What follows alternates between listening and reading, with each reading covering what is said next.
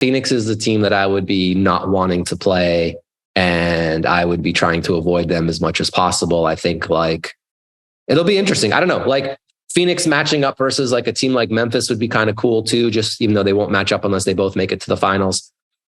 Just because of the sheer difference in athleticism on one side versus the other. Phoenix is a good team, but you can't really argue that they're that athletic. It sounds like to me you think they are head and shoulders the class of the West. Or yeah, you think they're pretty. Yeah, I mean Durant's just too tough. Like he's like a one-man offense. Like he's just and he's defending at a very, very good level. Yes, he is. And they still have Booker. They still have Chris Paul. You know, they're very Ayton. Like they're very shallow. They don't have any depth. But like I don't know, man. Like Durant is just such a problem. He's a guy who's like he's defense independent. Like no matter how good you're defending him, it doesn't make a difference. He's getting his shot off. It's gonna have almost no impact on him whatsoever. And I think like in a playoff series, like especially if you watch some of these games down the stretch, like guys who just shrivel up and who are scared. He's not one of them. They've kind of been battle tested a little bit. You know, they made it to the finals the 1 year. They made the conference finals last year before getting obliterated in Game 7. But they're the team I would like. I watched the last day of the season and I did like all of the spreadsheets, like all the scenarios for like what the Clippers needed to do or what teams needed to do. So kind of like the Clippers actually had like and I tweeted about this and a lot of people didn't really. Some people thought like, oh, what were they supposed to do? But it's like, they had a pretty easy path. Like, okay. You thought they should go out and lose. Yes. If Golden State was winning, which they were, and I forget the other game, the Lakers, which was winning, which they were. And there was one other game where I guess it was the New Orleans game, maybe. New Orleans and Minnesota. So all those results were going well. Now, the only game that was kind of up in the air was the Minnesota game where Minnesota was up, I think at one point before, and the Clippers were up where the game was tied.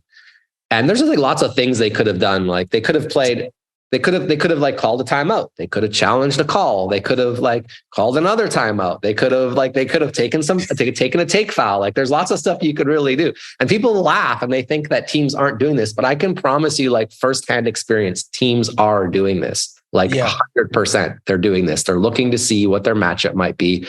And the league did a good job by making sure all these games start at the same time to avoid this kind of chicanery, but you can still game it a little bit. Like there's no, like, okay, so what would have been the worst case scenario if let's say they didn't even know if Minnesota would have won or lost their game. So then you're just like, you just lose. And now you're still like, Minnesota was at home. Like you're still like probably 45% to play the 6 seed. Be the 6 seed, and play the 3 seed, which I think a lot of people say they'd rather play Sacramento than Phoenix. Yeah. You know, and then you just you're just out of Phoenix's part of the bracket until the fucking finals, till the Western Conference Finals. And if you want to play Phoenix, you probably want to play them then, just because of the fact that, you know, Chris Paul's yet to go through a fucking entire season without getting hurt, it seems like. Pretty much, yeah. So I don't know, that I thought that was interesting because it's such a huge thing. And then you also have the Paul George situation. Why would you want to play them when you're guaranteed not to have your best roster? Why not just wait a little bit and like maybe you can play him the next round where Paul George is healthy? Like what? Like it seemed like it seemed like almost like organizational malpractice in some ways, but I get it. People are like, oh, what were they supposed to do? Lose on purpose? Yeah, they lost on purpose 2 years ago to make sure they played the Mavericks. Yes, before they did. It's like, believe me, maybe I'm a little bitter. It's almost as if you have a personal experience with this. For sure. Yeah, they lost on purpose to play us. And now I can't wait to watch them play the Phoenix Suns. And I think it'll just be poetic. It'll be fun.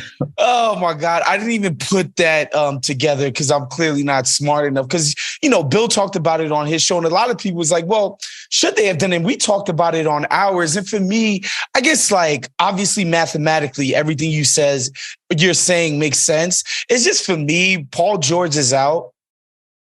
And having watched, KD just sprain his fucking ankle on a layup line, right? Yeah. And like, if you put yourself in a 1-game scenario where anything can happen and you're just out of the playoffs, it's God forbid something happened to Kawhi. Where's the 1-game scenario? But where's the 1-game scenario where you're out of the playoffs? I'm missing that part. Like if they're in the play-in, you mean? Yeah, if they're in the play-in. If that's your worst case scenarios, you have 2 games at home of which you have to win one of those 2. versus like a team like Minnesota, who basically like burped up shots for an entire quarter of basketball when the game was on the line because they were so shook. I don't know, man. I wouldn't worry about that too much, but that's just me. I don't know. And that's the worst case scenario, by the way. You still have a chance of just being sixth because Minnesota beats New Orleans. That's just like a very, very likely possibility. And you could look at the score and see they're up by 5 points or up by 4 points. It wasn't like it was, you weren't allowed to look at the score. But yeah, it'll be interesting to see. I'm looking forward to seeing how they do against Phoenix, because I do think that's a very, very tough matchup for them. And, Durant's lost like 2 of his last 28 games or something like that. Like, okay, good luck to you, bro. Good luck beating that guy.